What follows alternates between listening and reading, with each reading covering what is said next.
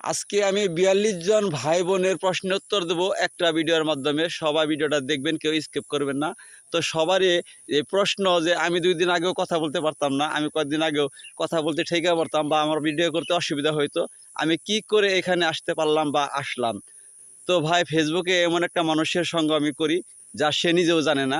তার ভিডিও আমি প্রতিদিনই দেখি, তার কাছ থেকে আমি শিখি। সে শিখায় কিন্তু সে জানে না আমি তার কাছে ভিডিও করা শিখছি। সে হইল আমাদের মনা ভাই। আমি মনা ভাইয়ের ভিডিও বেশি দেখি, তার কথাগুলো শুনি। তার কথাগুলো যেন প্রতিটা ইউজারের মনের কথা। তার কথাগুলো যেন মানুষের হৃদয়ে মনে হয় গাইতে রয়েছে, সেই কথাগুলো টাইনা বাই করে বলতে আছে। কি করলে ওই নতুন নতুন লোকটা সফলতা পাবে, ওই কথাগুলো সে আগেই অগ্রিম বলে দেয়। তার কথাগুলো আমার ভালো লাগে, তার কথাগুলো শুনি।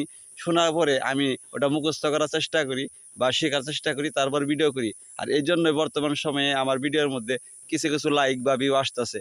তো আপনারা যদি কেউ মনে করেন যে না, মনা ভাইয়ের সঙ্গ করবো, মনা ভাইয়ের সাথে আমি যুক্ত হব, তো হইতে পারেন।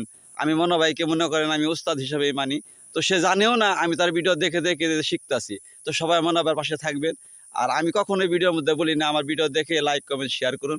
তো আমার ভিডিও যদি আপনাদের ভালো লাগে, আপনারা কি করবেন সেটা আপনাদের ইচ্ছা। তো সবাই মনা ভাইয়ের কথা মতো কাজ করলে আমার মনে হয় আপনি এগিয়ে যেতে পারবেন। মনা ভাইকে আমি খুব ভালোবাসি, কিন্তু মনা ভাই জানে না।